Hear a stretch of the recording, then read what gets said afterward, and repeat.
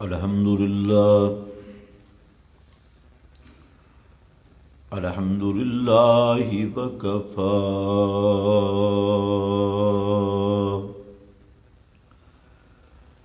والصلاة والسلام على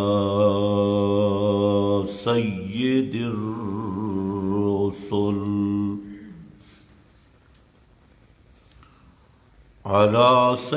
الرسل وخاتم الأنبياء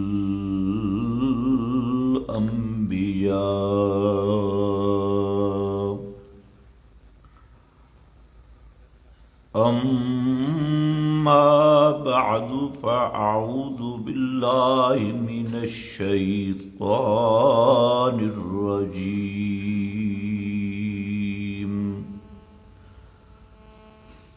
بسم الله الرحمن الرحيم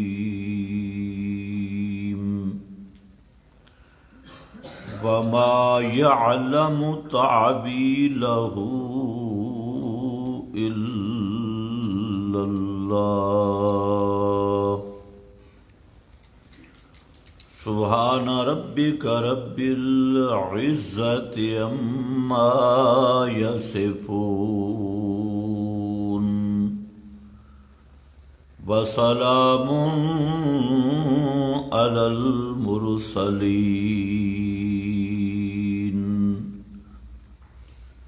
والحمد لله رب العالمين۔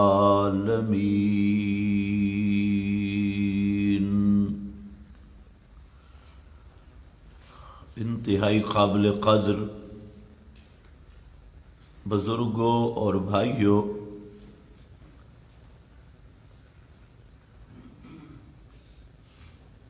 عام طور پر ایک انتہائی بڑا اور خطرناک شبہ جس میں اکثر اہل علم بھی مبتلا ہیں اور عوام الناس کو بھی اس شبہ کی بنیاد پر گمراہ کیا جاتا ہے۔ اس شبہ کا نام ہے تعویل۔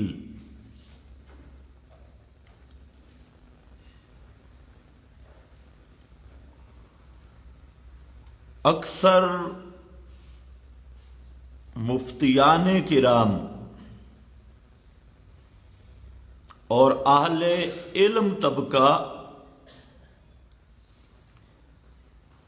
اس معاملہ میں بے راہ روی اور فکری گمراہی کا شکار ہے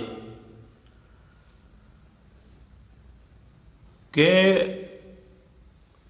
تعویل کی تفصیل نہیں جانتا۔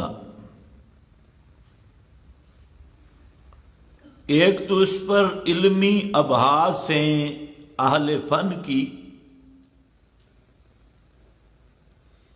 وہ تو عوامی گفتگو میں مناسب نہیں ہے۔ میں انتہائی مقصودی بات اور ضروری بات، عام فہم، آسان کرنے کی کوشش کروں گا کہ تعویل کا راستہ اور تعویل کا عنوان، اس میں انتہائی غلطی اور انتہائی گمراہ کن راستہ اختیار کیا جاتا ہے، اور کئی وجوہ سے۔ تو پہلی بات یہ ہے کہ تعویل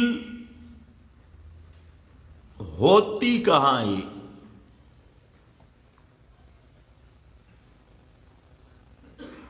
ضرورت تعویل پڑتی کہاں ہے، اس بات کو سمجھنا چاہیے،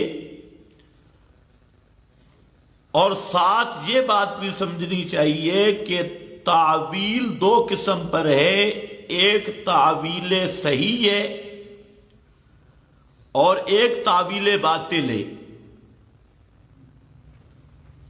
تو کس تعویل کا اعتبار کیا جا سکتا ہے؟ پہلی بات یہ ہے کہ قرآن مقدس کی حدیث رسول کی صریح الفاظ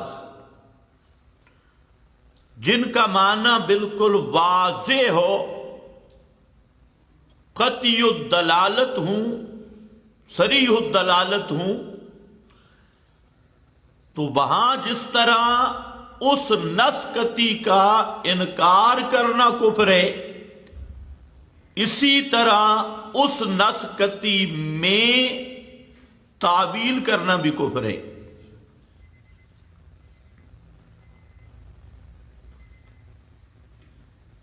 تو یہ بات ذہن میں رکھ لیں کہ نصوص صریحہ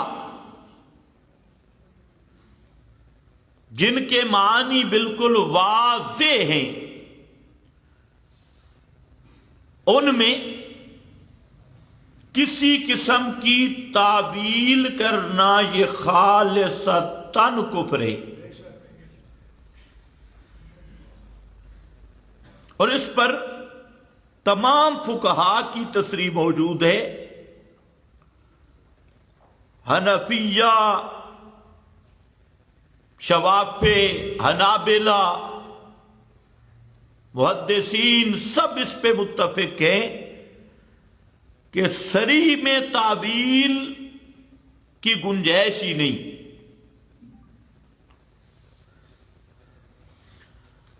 اور یہ بات بھی ذہن میں رکھ لیں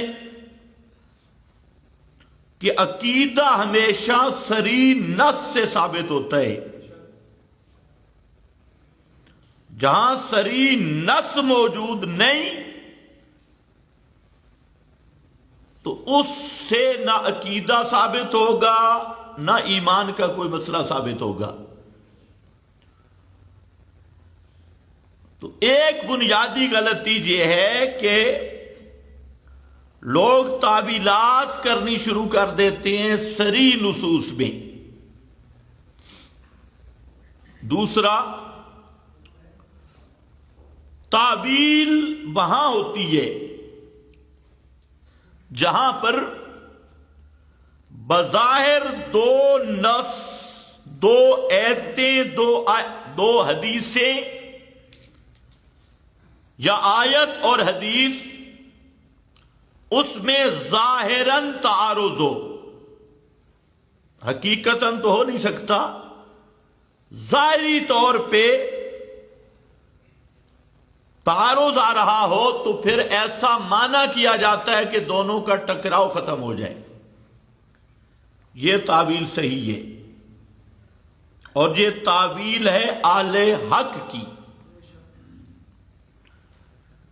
اور ایک تعویل یہ ہے کہ کسی آیت کو، کسی حدیث کو اپنے مذمومہ تراشیدہ باطل عقیدہ کے اس بات پر فٹ کرنا، کھینچا تانی کر کے، اور وہ فٹنگ بھی ایسی کہ دوسری نصوص کے بھی خلاف یا قواعد عربیت کے خلاف یا اصول اسلام کے خلاف۔ تو ایسی تعویل وہ تعویل باطل ہے، اور یہ جو تعویل باطل ہے یہ آدمی کو کفر سے نہیں بچا سکتی، یہ تعویل عذر نہیں۔ دوسری غلطی جہاں یہ ہوتی ہے کہ جو آدمی نص قطعی دلالت کا مضمون نہیں مانتا، لوگ کہتے ہیں جی اس کو کافر نہ کہو۔ کیوں؟ مفتی صاحب کہتے ہیں مؤول ہے، اس نے تعبیل کی ہے۔ تو ہم کہتے ہیں مفتی صاحب پہلے یہ بھی بتائیں کہ یہ تعبیل صحیح ہے یا باطل ہے، کون سی تعبیل ہے؟ علامہ انور شاہ صاحب رحمہ اللہ نے بہت ہی زبردست بات کی اکفار الملحدین میں، فرماتے ہیں کہ ایک آدمی کفر کرتا ہے اور مفتی صاحب اس کو کفر سے بچانے کے لیے تعبیل کرتا ہے، تو پہلے نمبر کا کافر مفتی ہے۔ یہ فتویٰ سنا رہا ہوں، لگا نہیں رہا، اکفار الملحدین میں، کہ وہ مؤول بعد میں کافر ہے اور اس کی تعویل کرنے والا مفتی پہلے کافر ہے۔ تو آج اکثر لوگ اس مغالطہ میں ہیں، خصوصاً کراچی کے جو مفتیان کرام اور اکثر فارمی،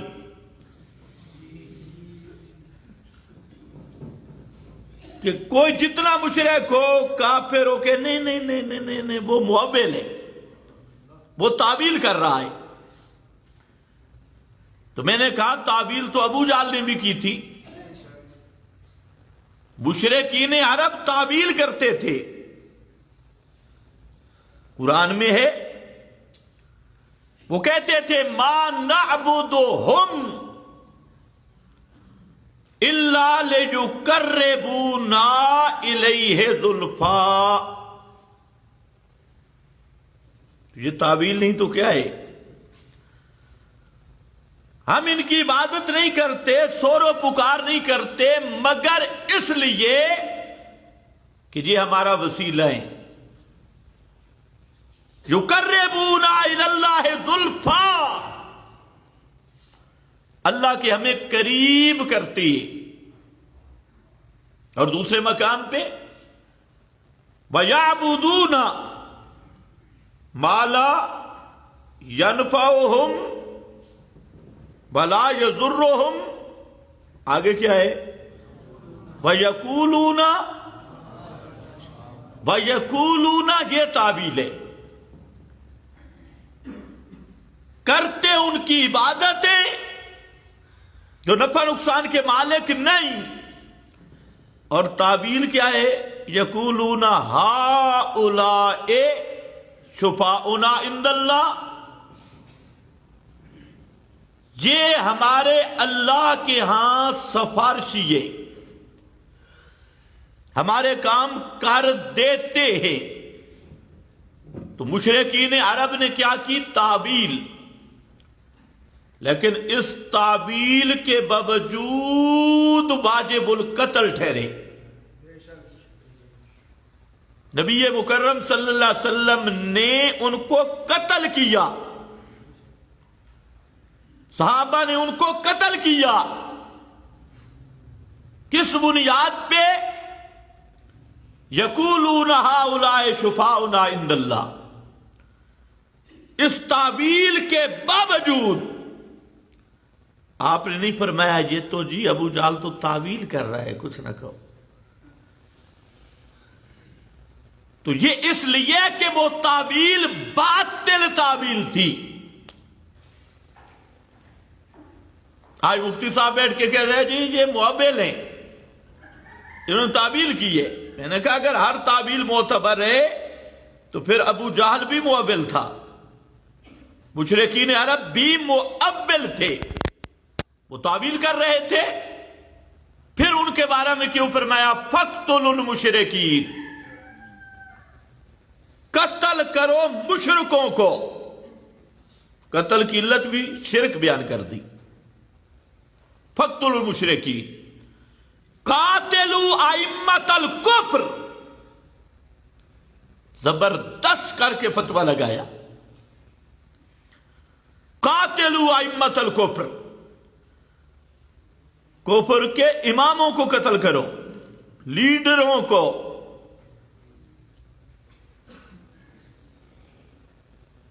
جتنی پی ڈی ایم اور اس کے مد مقابل ہے، ائمۃ الکفر، سرغنے، لیڈر، گنڈے، کفر کے گنڈوں کو قتل کر دو۔ تو سوال یہ ہے کہ وہ تعویل کر رہے ہیں، لیکن اس تعویل نے انہیں کوئی نفع نہیں دیا، اور وہ تعویل انہیں کفر سے بچا نہیں سکی۔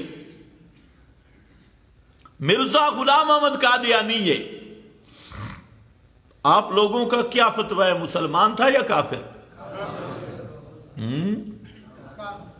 اونچا ذرا بولو۔ اچھا، اور جو مرزا غلام احمد کو مسلمان سمجھے وہ بھی کافر نہیں تو کافر تو ہے نا، وہ بھی کافر ہے۔ لیکن سوال یہ ہے کہ وہ کافر کیوں ہے؟ آج وہ ایک محقق ہے، غامدی، نیٹ کا غامدی محقق، وہ بیچارہ بھی کہلواتا محقق ہے، لیکن ہے کراچی والا محقق یا کابل والا۔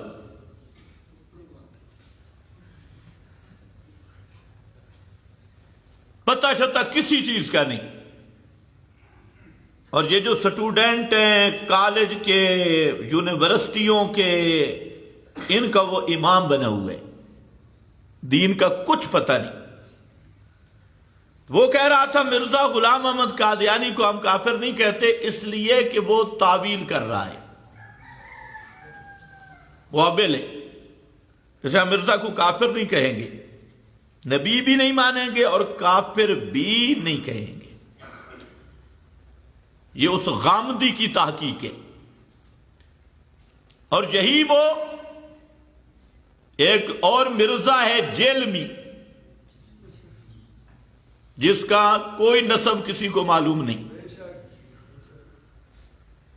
بے نسب، اور نہ پڑھا ہے کہیں۔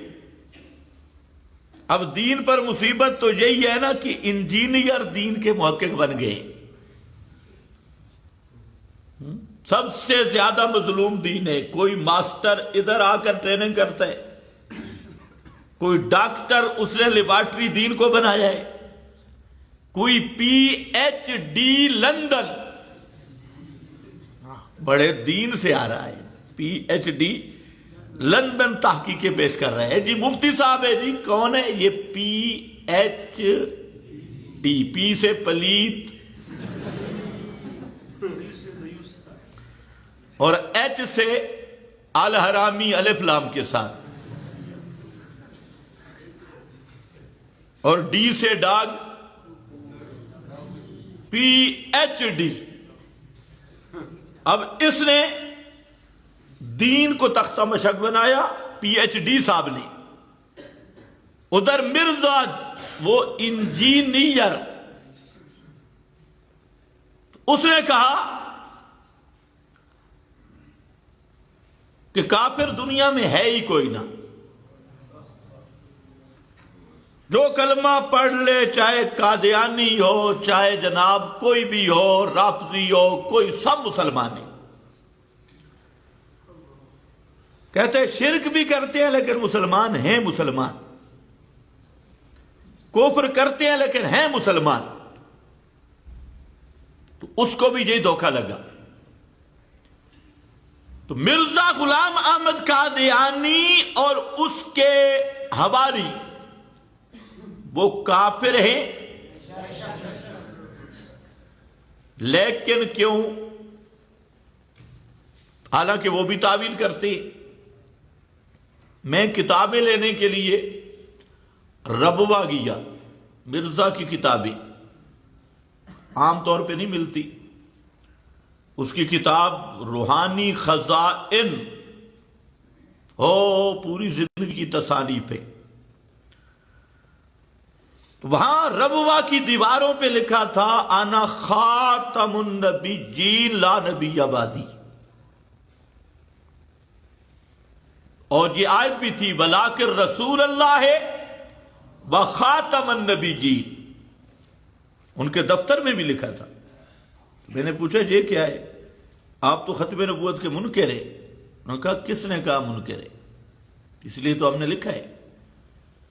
کہتے ہم ختم نبوت کے منکر نہیں. کیوں؟ کیا کہتے کیا ہو؟ کیا معنی کرتے ہو ختم نبوت کا؟ انہوں نے کہا ختم نبوت کا معنی ہے کہ آپ کی نظر نبی گر رہے. اب جو نبی آئے گا اس پہ مہر محمدی لگی ہوئی ہوگی.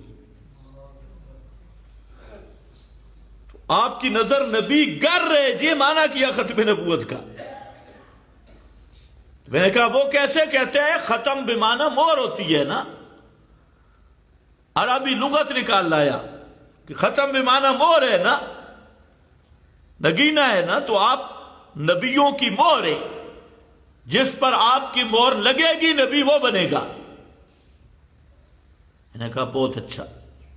پھر آپ پر جس نے مہر لگائی ہے تم نے اس کو مانا ہے؟ کہتے ہاں. میں نے کہا مہر میں دکھا دیتا ہوں اور مان ذرا. یا قادیانی کے بارے میں آپ کے پاس کوئی مہر ہے وہ آپ دکھائیں، میں آپ کو مہر دکھاتا ہوں. آپ نے فرمایا کہ انا خاتم النبیین لا نبی بعدی.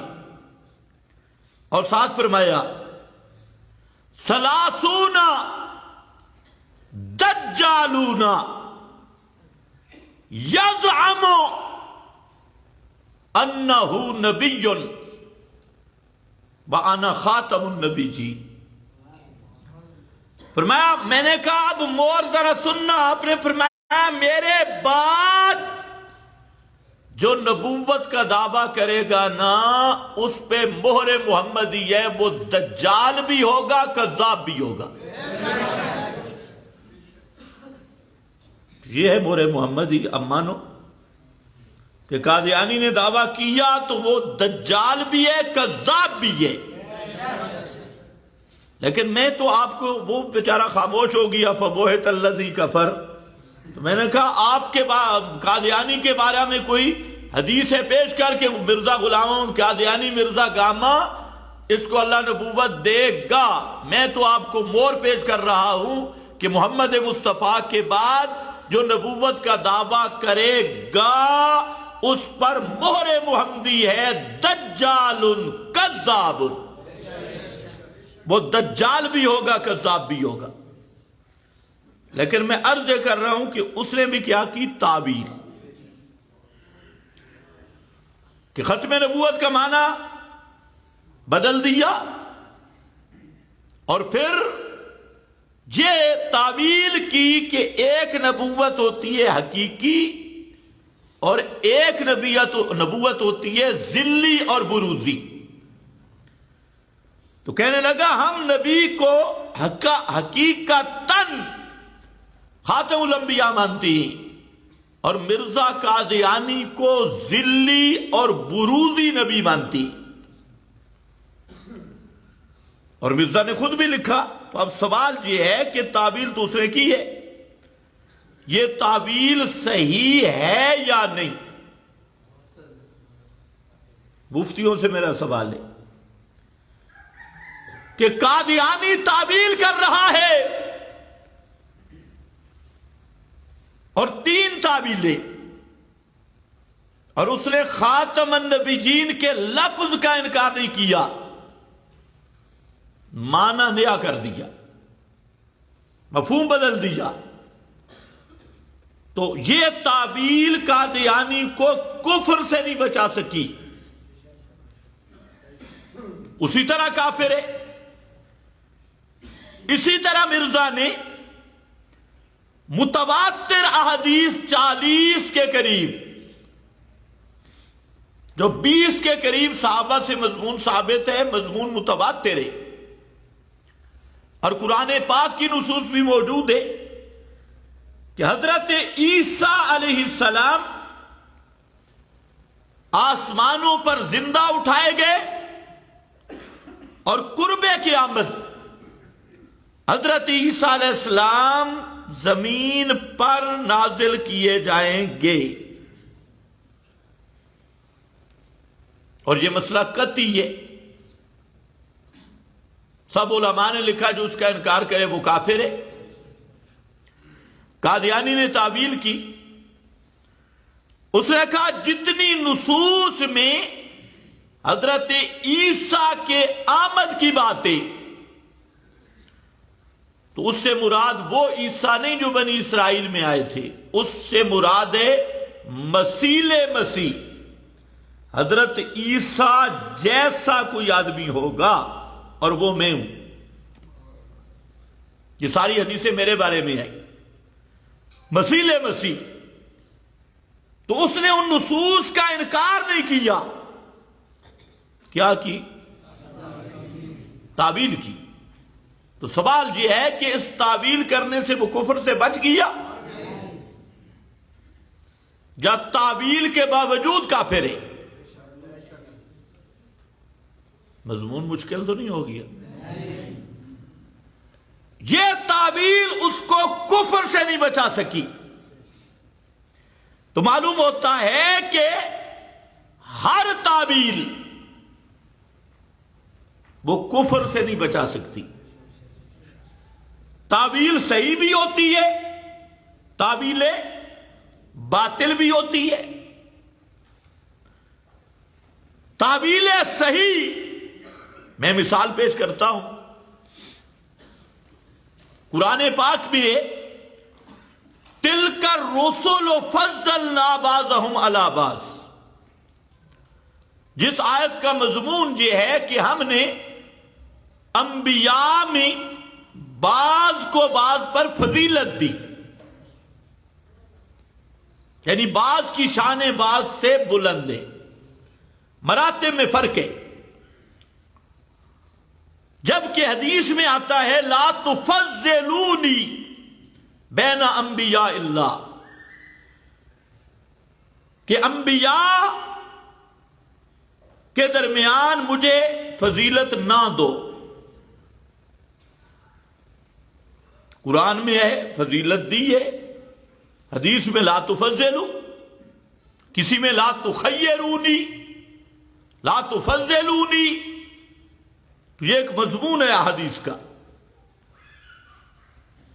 اب ہم کہتے ہیں کہ حدیث کا معنی وہ کرو جو قرآن سے نہ ٹکرائے،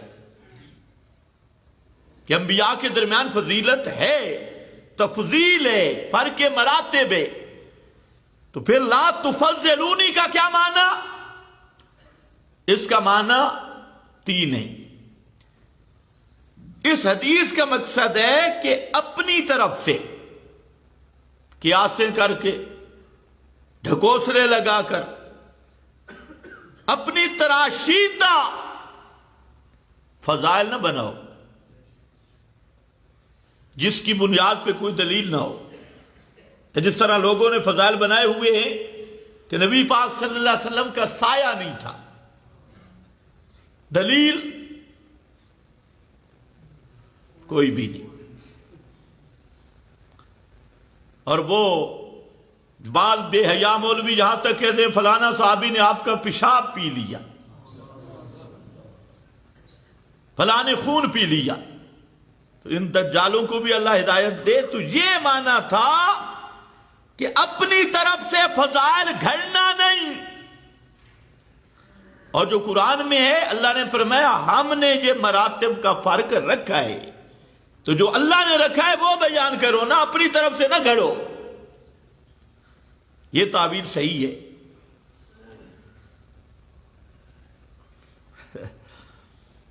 اور اسی طرح ایسی تفضیل بیان نہ کرنا کہ دوسرے نبی کی توہین ہو۔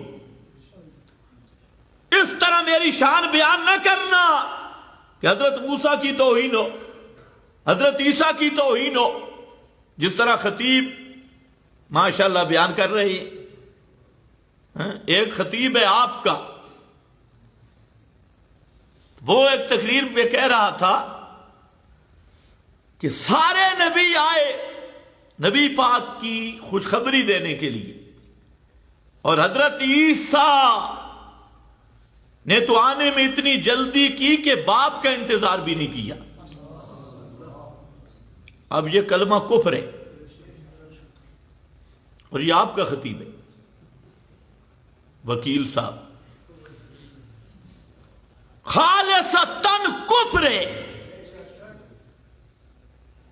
باپ کی انتظار بھی نہیں کیا، حضرت عیسیٰ کا باپ ہے صحیح، عجیب بات ہے۔ یہ فرمایا لا تفضلونی لا تخیرونی،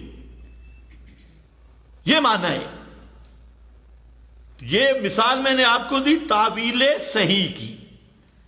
تعبیل صحیح وہ ہوتی ہے جو دو نصوص میں بظاہر تعارض آئے، ٹکراؤ معلوم ہو، تو جس نص کا درجہ زیادہ ہے اور جس کا کم ہے اس کو اس کے موافق کر لیا جائے معنی، ٹھیک ہے، بشرطے کہ آدمی اہل حدیث نہ ہو، کیوں نے اس نے قرآن میں تعویل کرنی ہے، حدیث میں نہیں کرنی، ایسے الٹی گنگا ہے۔ ہم کہتے ہیں قرآن محکم ہے، روایات کو قرآن کے مطابق کریں گے۔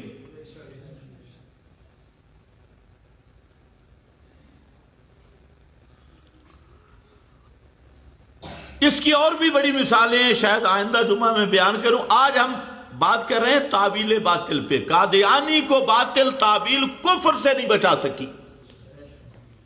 اسی طرح روافض ہیں، تو روافض کی تعویلات، یہ تعویلات باطلہ ہیں، اور یہ ان کو کفر سے بچا سکتی نہیں۔ اسی طرح قرآن پاک کی صریح نصوص مسئلہ علم غیب پر، حاضر و ناظر پر، تصرف کلیہ پر، سور و پکار پر، اور پیغمبر کریم کی بشریت پر قطعی دلالت آیات، صریح آیات وہ موجود ہے۔ اب جو اس کی تعویل کرے گا وہ تعویل ہوگی مرزا قادیانی کی طرح، اور وہ تعویل ہوگی ابو جہل کی طرح۔ اس لیے وہ تعویل اس مؤبل کو کفر سے نہیں بچا سکتی، اور جو مفتی ان کو کفر سے بچانے کے لیے تعویل کرے گا وہ مفتی پہلے کافر ہوگا، مؤبل بعد میں کافر ہوگا۔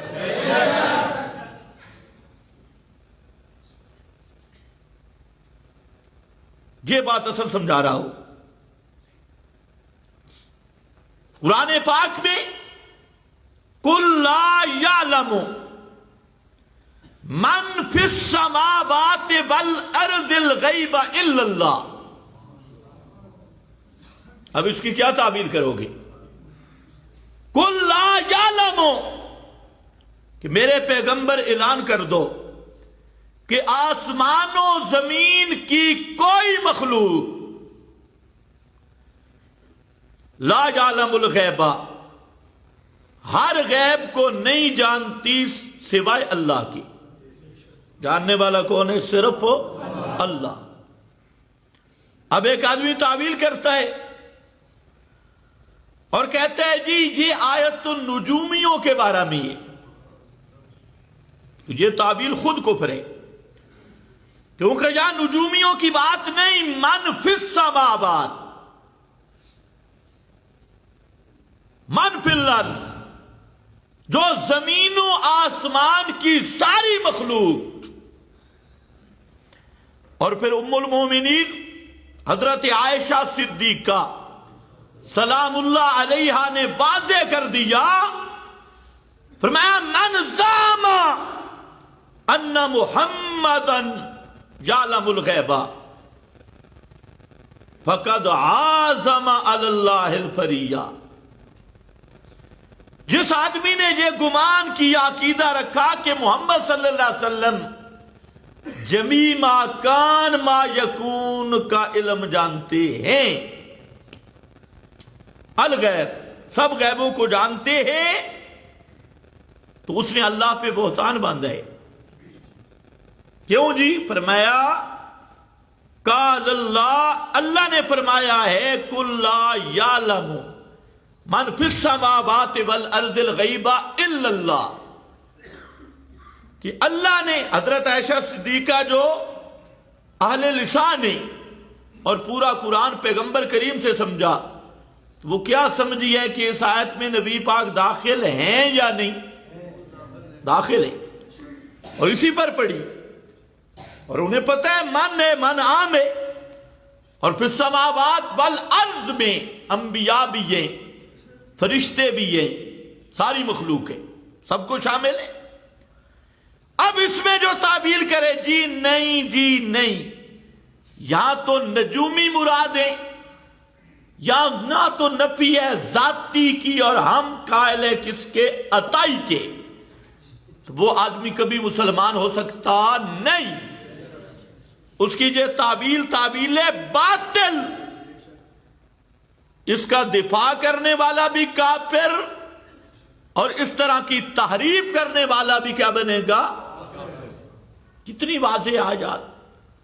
وہاں تو ایک ہے نا خاتم النبیین، ان لفظوں کے ساتھ ایک آیت ہے 30 پاروں میں، ولیکن رسول اللہ و خاتم النبیین، ایک ہی آیت ہے۔ ویسے ختم نبوت پر آیات 100 کے قریب ہے، لیکن ان سری لفظوں کے ساتھ ایک آیت ہے، اس میں تعبیر کرے تو کافر۔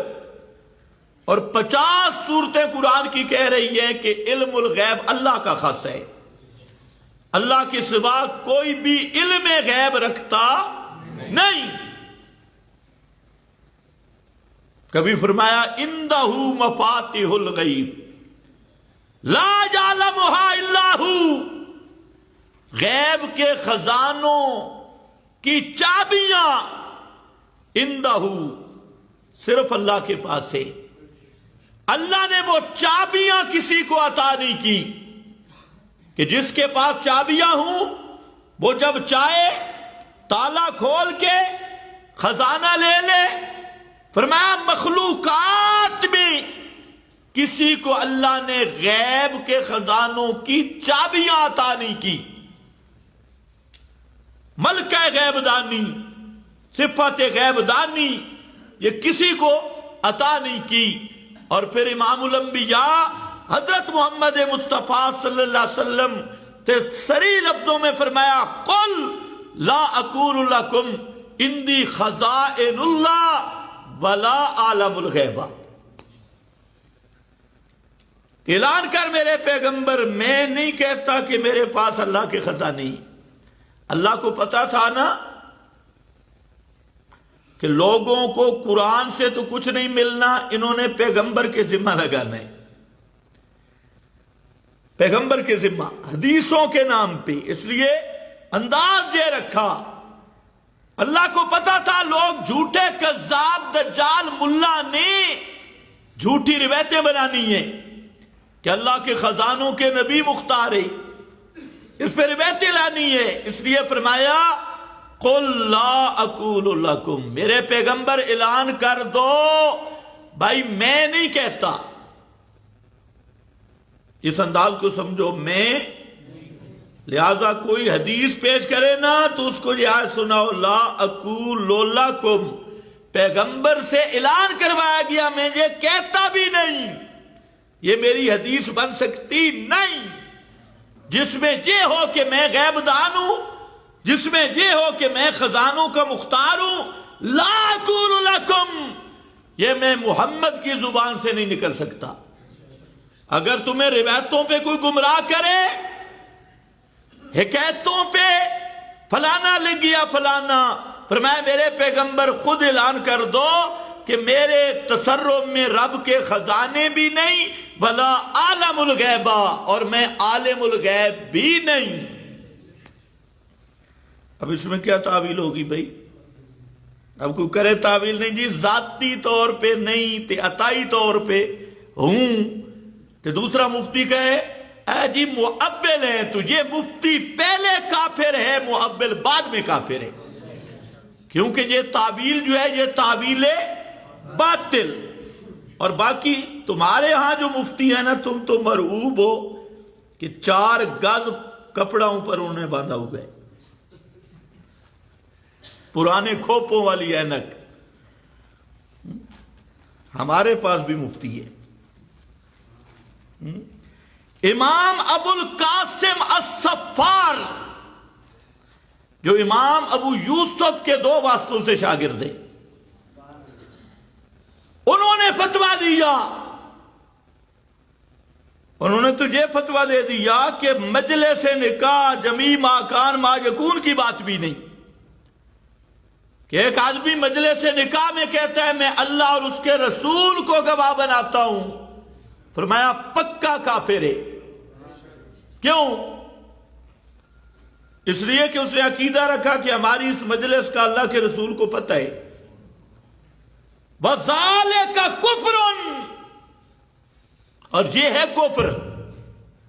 یہ امام ابو القاسم الصفار، اس کے بعد فتاوی بزازیہ، تاتار خانیہ، تمہارے سارے مفتیوں کا اچار ڈالیں اور ان کے سامنے رکھیں تو ان کی حیثیت ہی نہیں کہ تو تم نے بنائے، فلانا حضرت اقدس ہے تے فلانا مفتی اعظم ہے تے فلانا شیخ الاسلام ہے تے فلانا فلانا، یہ تمہارے دیے ہوئے لقب ہیں، ما انزل اللہ بہا من سلطان،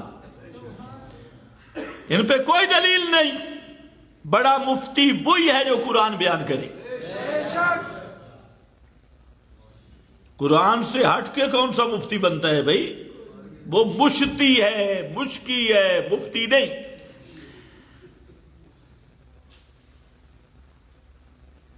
تاتار خانیہ میں، بزازیہ میں،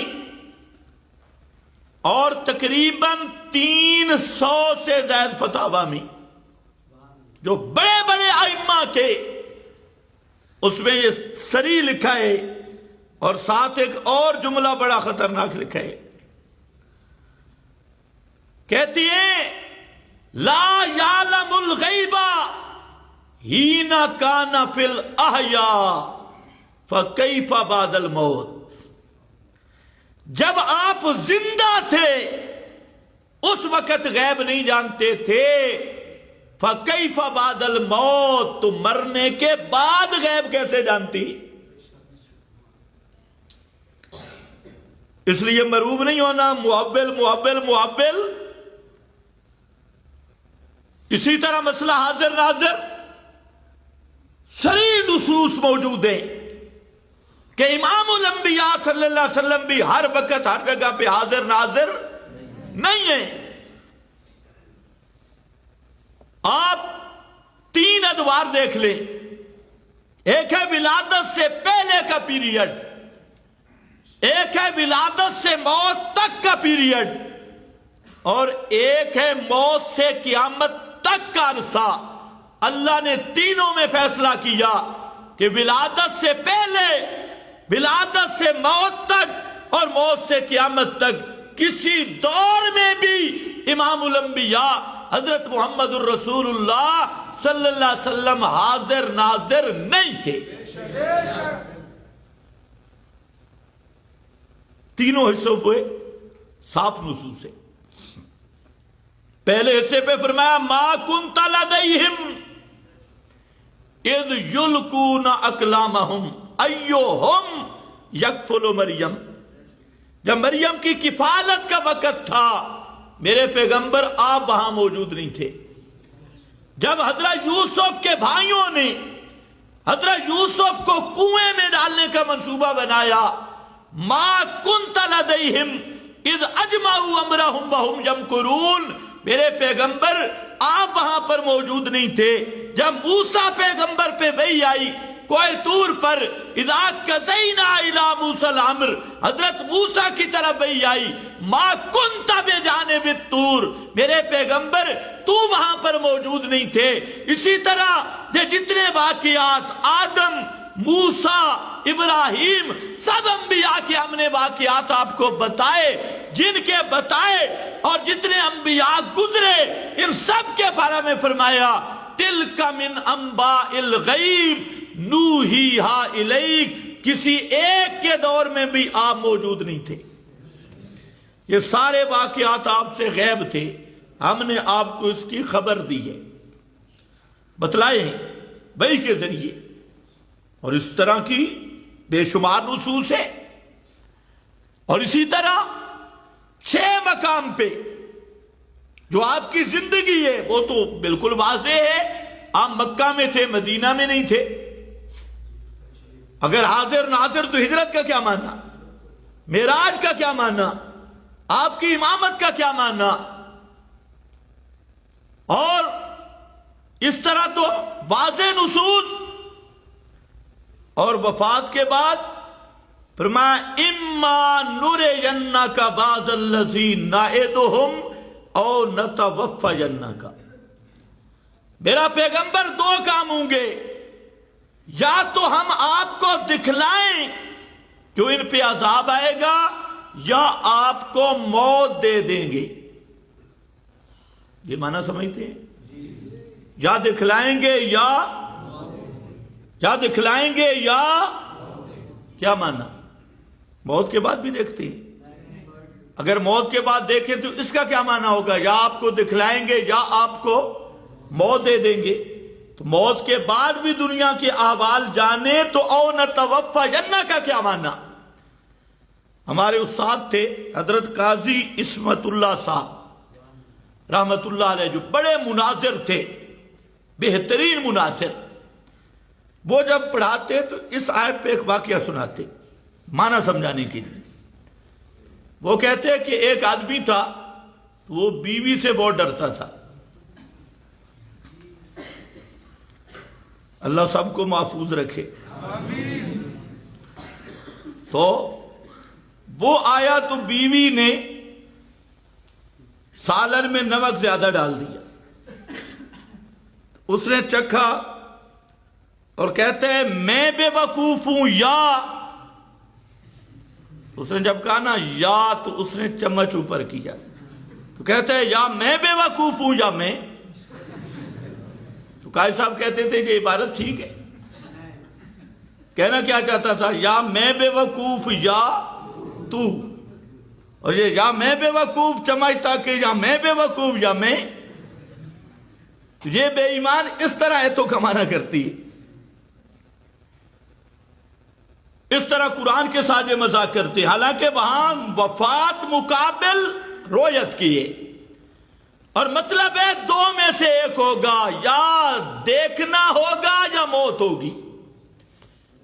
تو قرآن نے فیصلہ کر دیا کہ موت کے بعد پیغمبر بھی دیکھ سکتے، دنیا کے احوال نہیں۔ حضرت علی کو آپ نے بھیجا کام پر ترمذی میں، اور پیچھے کیا کہہ رہے تھے؟ اللہم لا تمتنی حتی ترینی علی، اللہ اس وقت تک موت نہ دینا مجھے جب تک میں علی کو دیکھ نہ لوں۔ کتنی واضح حدیث کہ موت کے بعد علی میری چارپائی کے قریب بھی آ جائے، میری قبر پہ بھی آ جائے، میں دیکھ سکتا نہیں۔ تو موت کے بعد حاضر ناظر نصوص کا مسئلہ ہے، خالص نصوص کا، اور اس پہ آپ کے مفتیوں کی بات نہیں، سب فتاوی والے لکھ گئے من کالا ارواح المشائخ حاضرۃ قد کفر۔ البحر الرائق میں بھی ہے، جس نے یہ بات کی کہ مشائخ انبیاء اولیاء کی ارواح حاضر ہوتی ہیں، تعلم و جانتی ہیں، قد کفر، وہ آدمی پکا کافر ہے۔ وہ مسلمان نہیں، سب فتاوی میں موجود ہے، لیکن مجھے تعجب ہے پاکستانی مفتیوں پر، درسگاہوں میں بیٹھ کے جی محبت تعویل ہے، جی تعویل ہو رہی ہے۔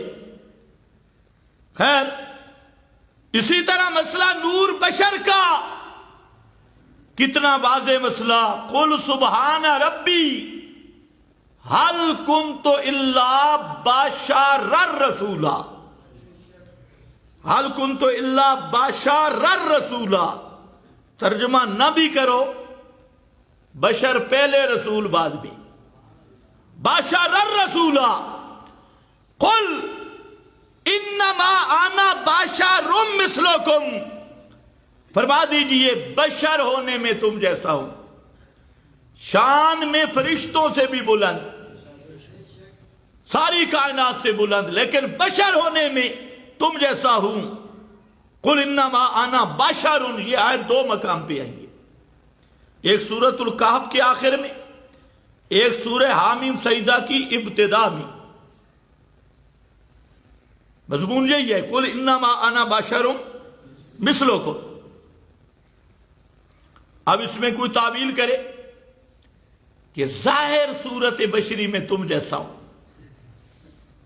احمد رضا نے جی مانا کیا، تم فرماؤ ظاہر صورت بشری میں تم جیسا ہو، لیکن جھوٹے کا حافظہ نہیں ہوتا، یہ مانا کیا سورۃ الکہف میں، اور جب حامیم سجدہ میں پہنچا تو یہ تعویل بھول گیا، وہاں کہتے آدمی ہونے میں تم جیسا ہوں۔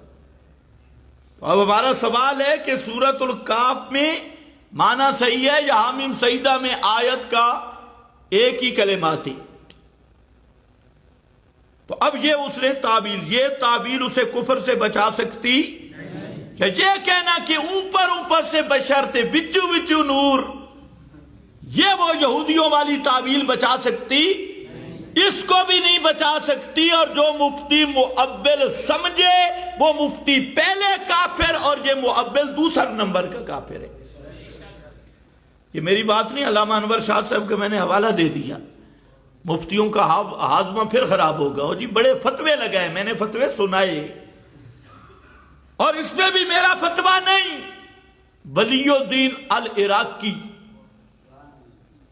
یہ وقت کا بہت بڑا امام ہے، اور اس کی سیرت پڑھو، بہت بڑا مجاہد بھی ہے۔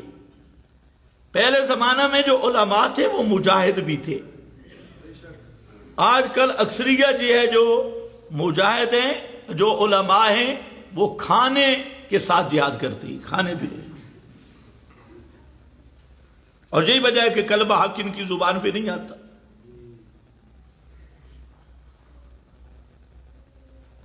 اور آپ کو جو دھوکہ دیتے آپ بھی پچا لیتے،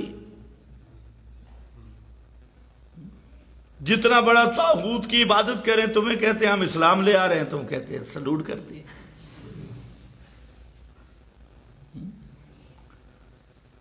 ولی الدین العراقی بہت بڑے مجاہد، اور عراق کے وہ مفتی تھے کہ سید محمود آلوسی، جن کو خاتم المفسرین کہا جاتا ہے، انہوں نے ان کا فتویٰ نقل کیا، اور ان سے پوچھا گیا کہ حضرت جی بتاؤ، ایک آدمی کہتا ہے کہ میں رسول اللہ صلی اللہ علیہ وسلم کو آخری نبی مانتا ہوں، آپ کی نبوت پہ میرا ایمان ہے، اور یہ بھی پتا ہے آپ شان میں بھی سب سے زیادہ ہیں، لیکن یہ مجھے نہیں پتا کہ آپ انسان تھے یا نہیں، بشر تھے یا نہیں، یہ مجھے نہیں پتا، تو کیا وہ مسلمان ہے؟ یہ سوال ہوا کس سے؟ ولی الدین العراقی سے، اور یہ ہمارے فتاوی میں بھی موجود ہے، تفسیر المعانی میں بھی موجود ہے۔ ابھی دیوبند بریلی نہیں بنے تھے، اور نہ یہ کراچی کے دارالعلوم بنے تھے، نہ کوڑا خٹک کے، اور نہ یہ جامعہ اشرفیہ تھے خیر المدارج، یہ تو کل کی پیداوار ہے، یہ تو ایسے جیسے وہ بہار میں آوازیں آپ سنتے ہیں، بارشیں زیادہ ہوں تو ہر طرف سے آوازیں آتی ہیں، کس کی بلا؟ ہاں، یہ تو وہی حیثیت ہے۔ نکال کہ مجھے کہتا ہے میرے پاس خیر المدارس کا فتویٰ آ گیا۔ میں نے کہا پہلے لفظ تو صحیح کر، خیر المدارس ہے یا شر المدارس ہے؟ کہتے توبہ توبہ توبہ توبہ توبہ توبہ توبہ توبہ۔ میں نے کہا جہاں شرک کی تردید نہیں ہوتی، توحید بیان نہیں ہوتی، بدعت کی تردید نہیں، سنت کی اہمیت نہیں، تو وہ جبے پہننے سے تو خیر المدارس نہیں بنتا۔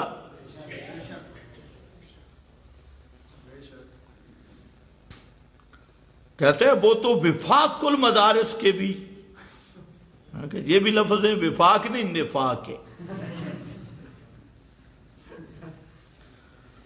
تھوڑا سا پڑھنے میں فرق لگی۔ نفاق المدارس، جب سے یہ نفاق المدارس آیا علم کی تباہی مچ گئی۔ وفاق المدارس، نفاق المدارس کا کورس پڑھ کر کوئی عالم نہیں بن سکتا۔ دو صورتی امام تمہیں ملتی، اور مذہب کی بات ہے کہ جی اس میں خرابی یہ ہے، جہل مرکب پیدا کرتا ہے۔ جہل مرکب، جو ہوتے جاہل ہیں کہلواتے مفتی ہے، عالم۔ اب اتنی موٹی بات آپ سمجھ رہے ہیں لیکن مفتیوں کی سمجھ نہیں آتی، اور جی تعویل کرتے ہیں، تعویل ہو رہی۔ اور آپ کے بھی جو نفاق المدارس جتنے عالم ہیں یہی کہتے ہیں، وہ جو کہتے ہیں نا مردے سنتے ہیں، وہ تعویل کرتے ہیں، دھرب بے ایمانہ۔ وہ جی معبل ہے، عادتاً مردوں کے سننے کے قائل ہیں، معبل وہ تعویل کر رہے ہیں۔ اور اس کو کہو الوا، تعویل صحیح کون سی ہے، باطل کون سی ہے؟ تعویل تو مرزا قادیانی نے کی، تعویل تو روافض نے کی، تعویل تو ابو جہل نے کی، تعویل تو جہاد، شرک و بدعت کے وکیل سارے تعویل ہی کر رہے ہیں۔ اب تم نے اشاع و توحید کا نام کہلوا کر تم نے بھی شروع کر دیا، وہ جی وہ تو تعویل۔ اور کوئی دیکھتے ہیں نا کوئی عبارت آ جائے، اب ان کو پتہ چلتا یہ بھی نہیں، کوئی عبارت دیکھی حالانکہ دلیل کسی بزرگ کی عبارت نہیں۔ ایک کتاب ہے شرح وقایہ، اس کا حاشیہ ہے مولانا عبدالحی لکھنوی کا۔ شرح وقایہ میں لکھا ہے کوئی مردہ نہیں سنتا، قسم کا مسئلہ۔ حاشیے پہ اور لمبی بات سے جس میں بڑا زور لگایا گیا کہ کچھ نہ کچھ سنتی مردے۔ ہم پڑھتے تھے تو طالب علم تو خیر حاشیہ نہیں دیکھتے، تو ہم نے حاشیہ دیکھا، استاد سے پوچھا یہ کیا ہے؟ وہ استاد بھی تھوڑا سا مریض تھا، اس نے کہا اصل بات یہ ہے۔ تو میں نے کہا جو ہم نے شرح وقایہ میں پڑھی ہے وہ نقل ہے، اصل باروں بار حاشیے پہ، اور جو اندر پڑھی ہے وہ تو کیا معیار ہے؟ خیر چپ ہو گیا۔ ہمارے حضرت تھے مولانا محمد سعید صاحب بلند والے رحمت اللہ علیہ، بڑے محقق عالم تھے۔ ان کے پاس میں گیا، میں نے کہا استاد جی حاشیے میں کیا لکھا ہے؟ میں نے کہا اچھا، ہنس پڑے، کہتے ہیں تو لکھا ہے تو کیا ہو گیا؟ میں نے کہا مولانا عبدالحی لکھنوی۔ پہلے تو انہوں نے عجیب بات، انہوں نے کہا مولانا عبدالحی لکھنوی یہ حجت ہے دین میں، وہ جو کر دے تو یہ دلیل بنے گی؟ میں نے کہا دلیل تو نہیں ہے، لیکن یہ لکھا کیوں ہے؟ تو ساجی نے کہا آپ بیٹھے، عبدالحی لکھنوی کا فتاوی لے کے آئے، اس میں لکھا تھا مردے نہیں سنتے۔ حاشیے میں ثابت ہو رہا ہے مردے سنتے، فتاوی میں نہیں سنتے۔ پھر مجھے کہا کہ میرے پاس ایک پرانا حاشیہ بھی ہے، یہ الہ کی عبارت ہے، یہ بعد میں کسی نے شائع کی اور اپنی طرف سے یہ عبارت بڑھا دی۔ مولانا عبدالحی لکھنوی کا یہ نہ نظریہ ہے اور نہ ان کی یہ عبارت ہے، لیکن بعد میں فوجی کا خط بن گئی۔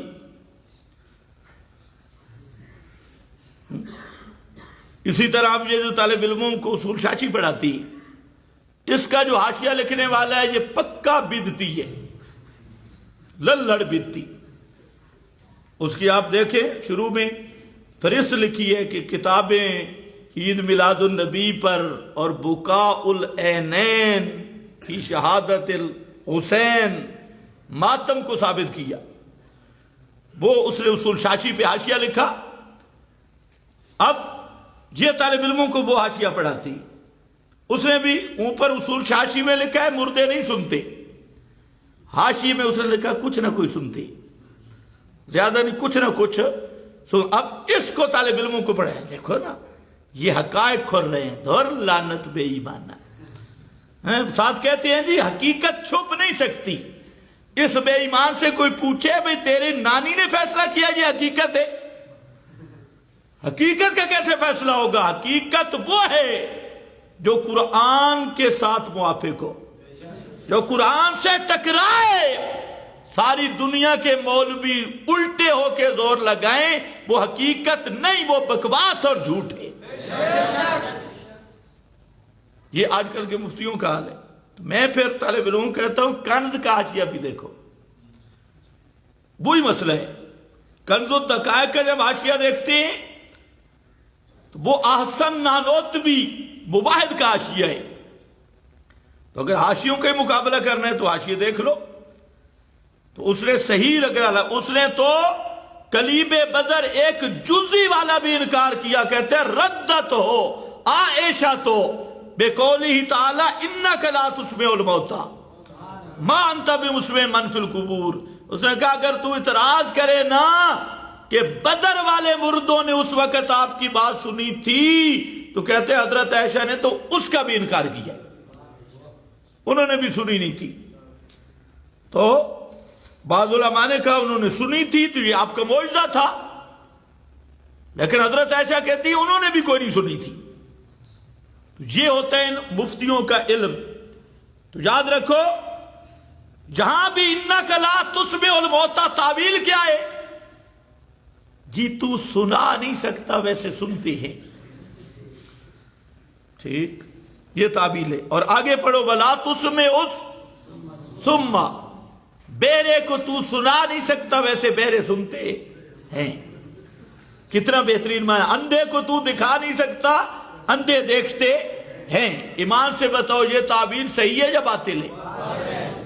یہ جو تعبیر ہو رہی انک لا تسمع الموتى, تو سنا نہیں سکتا ویسے مردے سنتے ہیں, تو ہم کہتے ہیں اگو بھی پڑھنا. ولا تسمع الصم الدعاء اذا ولوا مدبرین, ہوئے بھی ڈوری قد.